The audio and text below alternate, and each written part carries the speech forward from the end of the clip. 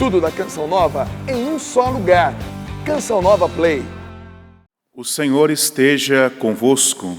Ele está no meio de nós. Proclamação do Evangelho de Jesus Cristo segundo Mateus. Glória a vós, Senhor. Naquele tempo, Jesus deixou as multidões e foi para casa. Seus discípulos aproximaram-se dele e disseram: Explica-nos a parábola do joio.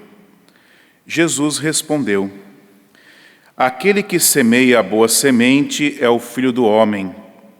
O campo é o mundo. A boa semente são os que pertencem ao reino. O joio são os que pertencem ao maligno. O inimigo que semeou o joio é o diabo. A colheita é o fim dos tempos. Os ceifadores são os anjos. Como o joio é recolhido e queimado ao fogo, assim também acontecerá no fim dos tempos. O Filho do Homem enviará os seus anjos, e eles retirarão do seu reino todos os que fazem outros pecar e os que praticam o mal. E depois os lançarão na fornalha de fogo. Ali haverá choro e ranger de dentes. Então os justos brilharão como o sol no reino de seu Pai. Quem tem ouvidos, ouça. Palavra da salvação. Glória a vós, Senhor.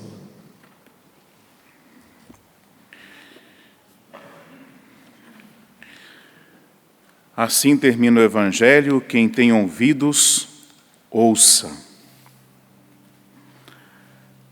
Temos ouvidos, mas também precisamos abrir o nosso coração. Jesus, nesse Evangelho, de uma forma muito íntima, ele deixa a multidão, deixa as multidões, para explicar em casa, de uma forma muito próxima, aos seus discípulos a palavra do joio. E é interessante como a explicação da parábola vai mostrando que cada coisa está no seu lugar. Deveria ser um indicativo também para que nós pudéssemos assumir esse compromisso de uma convivência santa, porque a palavra do joio, do trigo, mostra isso, onde cada coisa precisa estar no seu lugar.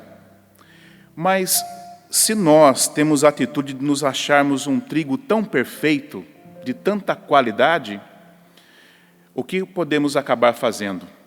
Podemos ficar apontando o joio na vida dos outros. E aí podemos esquecer de perceber que muitas vezes esse joio, em pequenas, médias, grandes medidas, ele está em nós. E nós precisamos trilhar esse caminho de purificação. Mas é claro que para isso nós precisamos cultivar muito na nossa vida a humildade e a misericórdia.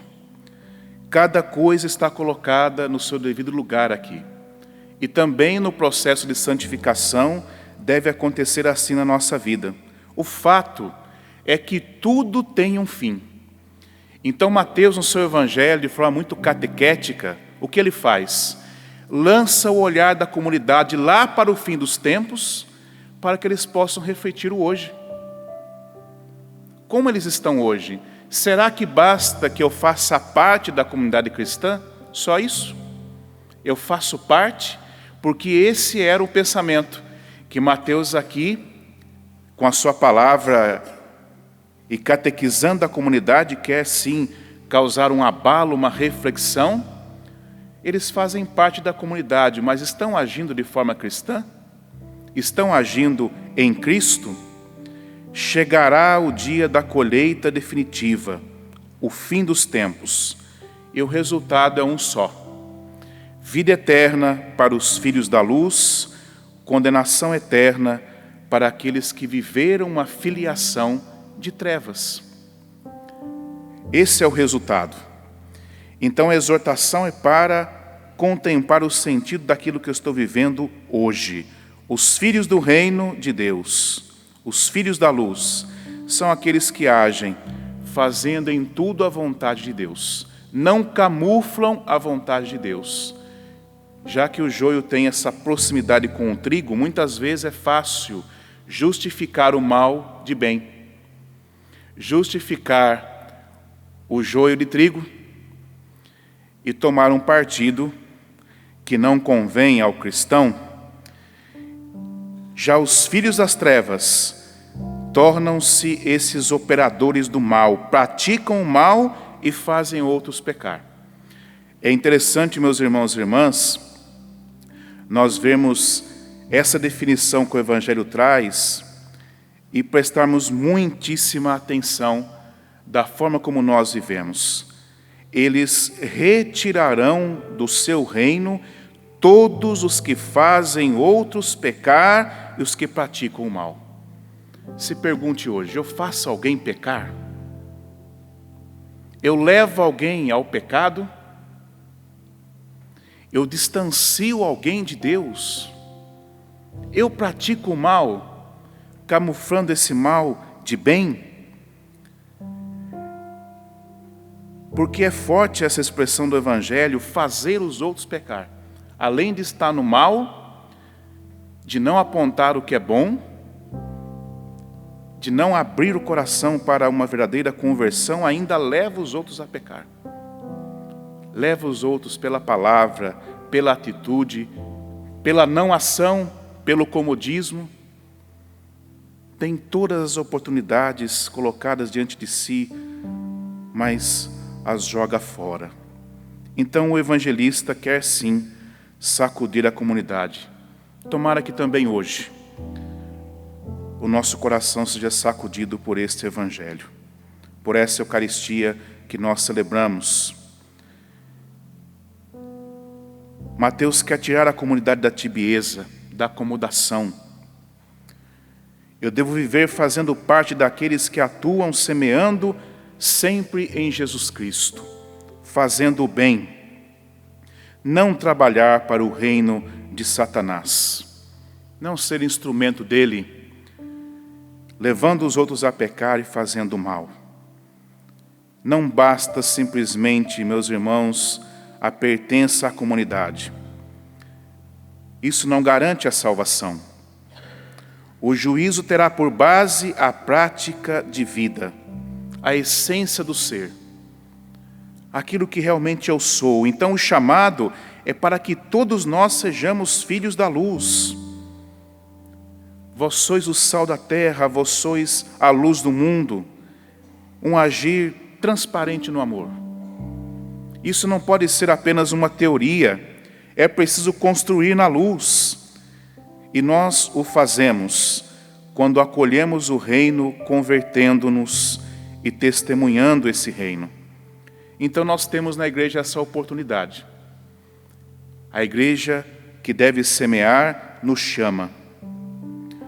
Temos a oportunidade de crescer, de nos converter, mas sobretudo de imitar a paciência de Deus.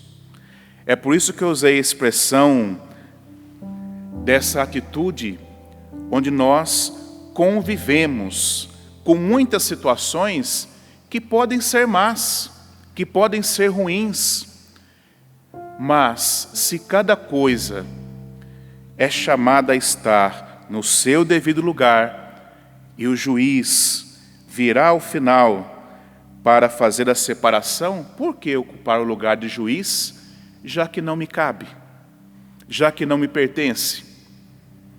Por que ocupar um lugar que não é meu? A paciência de Deus não é aquela paciência de quem diz assim: eu estou aguardando só o momento para fulminar o outro, para condená-lo. Eu dou uma chance, dou duas, dou três. Muitas vezes a paciência humana é assim. Não é uma paciência marcada pela bondade, pela misericórdia e pela vontade de salvar.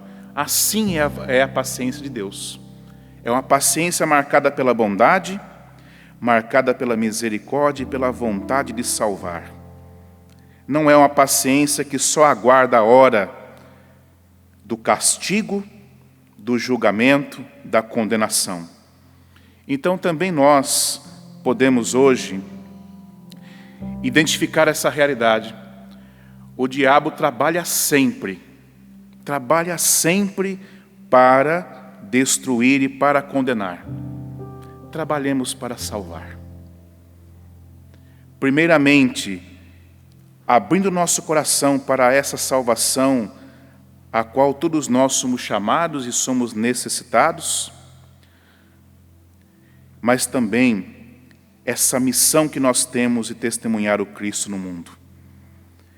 Precisamos perceber na nossa vida esses pequenos joios que podem aí estar. Lutemos para que, uma vez trabalhando excessivamente ou cuidando demais do joio na vida dos outros, nós deixemos de purificar esse joio e eliminá-lo em nós mesmos. E essa é uma missão que nós temos. Santo Agostinho dizia que se os maus existem no mundo, ou ali eles estão para que se convertam, ou para que por eles os bons exercitem a paciência divina.